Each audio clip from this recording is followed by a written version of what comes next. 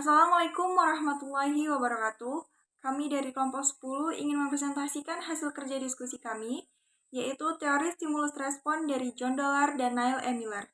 Sebelumnya, izinkan saya untuk memperkenalkan anggota kelompok saya. Ada saya sendiri, Aulia Rahmayani Sinaga, dan teman-teman saya, Raudatur Ramadania dan Adinda Safira. Untuk mempersingkat waktu, marilah kita masuk pada pembahasan yang pertama. A. Teori stimulus. Dollar dan Miller bekerja sama di Institute of Human Relations, Universitas Yanda, mengembangkan pendekatan interdisiplin 3 bidang ilmu, yaitu teori belajar, psikoanalitik, dan antropologi sosial. Teori mereka banyak dipengaruhi oleh teori Hull-Spence, yang terutama menangani peran motivasi dalam tingkah laku dan bagaimana motivasi belajar dapat diperoleh. Mereka juga berusaha menjelaskan konsep-konsep penting dari psikoanalitik seperti kecemasan konflik represi, menggunakan prinsip-prinsip psikologi belajar dan kondisi sosial dari belajar. Menurut Dollar dan Miller, bentuk sederhana dari teori belajar adalah mempelajari keadaan di mana terjadi hubungan antara respon dengan cue stimulusnya. Bahasan mengenai prinsip-prinsip asosiasi, ganjaran reinforcement menjadi sangat penting. B. Struktur kepribadian. Kebiasaan atau habit adalah elemen satu-satunya pada teori Dollar dan Miller yang memiliki sifat struktural. Habit adalah ikatan antara stimulus menggunakan respon yang relatif stabil dan bertahan usang dalam kepribadian. Dollar dan Miller lebih memusatkan bahasannya mengenai proses belajar, serta mereka menduga penting gerombolan habit pada bentuk stimulus mulut atau kata istilah, serta respon yang umumnya berbentuk verbal. Selain itu, Dollar dan Miller mempertimbangkan dorongan sekunder atau secondary drive, seperti rasa takut menjadi kepribadian yang cukup stabil. Dollar dan Miller juga berpendapat bahwa dorongan primer atau primary drive, serta korelasi SR yang bersifat bawaan ikut menyumbang struktur kepribadian. Walaupun hal yang disumbangkan kurang krusial dibandingkan habit dan dorongan sekunder. Dikarenakan dorongan primer serta hubungan SR ini memilih tingkat awam seseorang, bukan membentuk seorang sebagai unik. Pembahasan selanjutnya yaitu dinamika kepribadian dari teori Miller dan Dollar. Dinamika kepribadian dari teori Miller dan Dollar ini terdiri dari motivasi dorongan atau disebut juga dengan motivation drive. Yang kedua yaitu proses belajar. Lalu ada proses mental yang lebih tinggi, model konflik, dan yang terakhir yaitu ketidaksadaran. Motivation drive. Dalam hal ini, Dollar dan Miller berusaha mendeskripsikan proses umum yang mungkin berlaku buat semua motif. Di kehidupan manusia, aneka macam timbul dorongan yang dipelajari atau disebut juga dengan secondary drive berdasarkan dorongan primer atau disebut juga dengan primary drive. Primary drive ini mirip dengan rasa lapar, haus, dan juga seks. Yang kedua yaitu proses belajar. Dollar dan Miller menyimpulkan bahwa buat bisa belajar, orang harus menginginkan sesuatu, mengenalinya, mengerjakannya, serta mendapatkannya, atau disebut juga dengan want something, notice something, do something, and get something. Hal inilah yang kemudian menjadi 4 komponen utama belajar, yaitu drive, cue, respon, dan reinforcement. Selanjutnya yaitu proses mental yang lebih tinggi. Proses mental yang lebih tinggi ini terdiri dari generalisasi stimulus atau disebut juga dengan stimulus generalization. Yang kedua yaitu reasoning. Lalu ada bahasa. Bahasa ini terdiri dari ucapan, pikiran, tulisan, juga perilaku tubuh.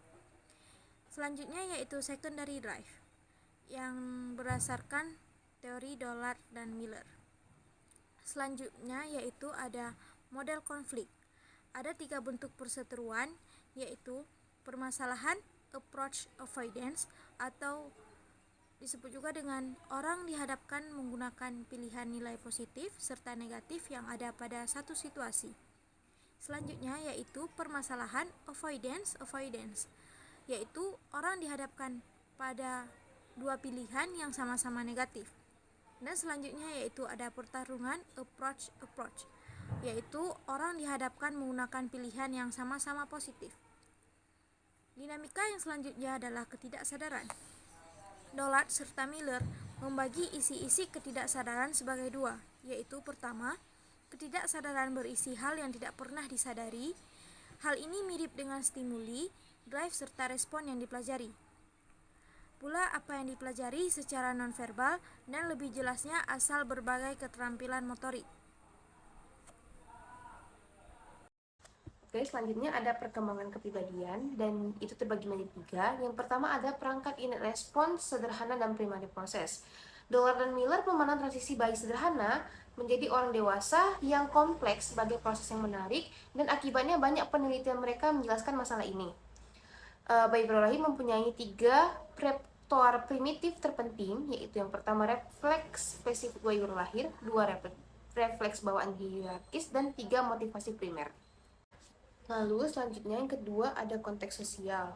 Nah, kemampuan menggunakan bahasa dan merespon tanda-tanda sangat dipengaruhi oleh konteks sosial di mana orang tersebut beroperasi. Bahasa merupakan produk sosial dan jika proses berbahasa penting, maka lingkungan sosial juga harus berperan penting dalam perkembangan kepribadian. Dollard dan Miller menekankan saling ketergantungan antara perilaku dan lingkungan sosiokultural. Bagi Dollard dan Miller, prinsip pembelajaran dapat diterapkan pada semua budaya. Dollard dan Miller percaya bahwa perilaku manusia dipengaruhi oleh masyarakat. Dan yang terakhir dari perkembangan kepribadian ini adalah situasi belajar atau training situation. Seperti ahli teori psikoanalitik, Dollard dan Miller menganggap 12 tahun pertama kehidupan sangat penting dalam menentukan perilaku orang dewasa. Mungkin ada banyak kasus gangguan mental serius yang tidak terdeteksi. Dollard dan Miller menyoroti 4 hal sederhana yang menyebabkan pertengkaran dan kekacauan emosional. Yang pertama, situasi makan. Yang kedua, pelatihan toilet atau potty training. Yang ketiga, pendidikan seks dini. Dan yang keempat, mengendalikan amarah dan serangannya. Selanjutnya kita masuk ke aplikasi. Nah, aplikasi itu ada dua. Yang pertama neurosis dan yang kedua psikoterapi. Nah, neurosis, kita masuk ke neurosis dulu. Dollard dan Miller memandang tingkah laku normal dan neurotik dalam satu kontinum, bukan dua hal yang terpisah. Oleh karena itu, tingkah laku neurotik dipelajari memakai prinsip yang sama dengan belajar tingkah laku normal. Inti dari setiap neurosis adalah konflik ketidaksadaran yang kuat dan hampir selalu bersumber di masa kanak-kanak. Lalu yang kedua ada psikoterapi. Psikoterapi memantapkan seperangkat kondisi dengan kebiasaan neurotik mungkin dapat dihilangkan dari kebiasaan tidak neurotik pelajari. Terapis bertindak layaknya guru dan pasien sebagai murid. Pembaruan Dollard dan Miller terhadap psikoterapi tradisional adalah pemakaian analisis teori belajar mengenai apa yang telah terjadi. Oke, selanjutnya kesimpulan dari teori stimulus ini adalah yang pertama, bentuk sederhana dari teori belajar adalah mempelajari keadaan di mana terjadi hubungan antara respon dengan cue stimulusnya.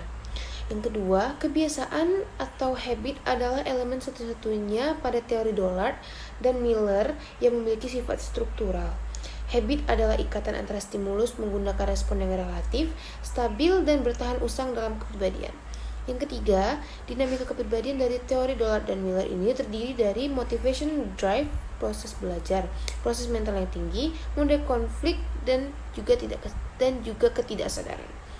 Yang keempat, perkembangan kepribadian pada teori ini terdiri dari tahap perkembangan yang menjelaskan tentang tahap dari masa bayi hingga masa tua, lalu keturunan lingkungan, kecemasan, dan belajar.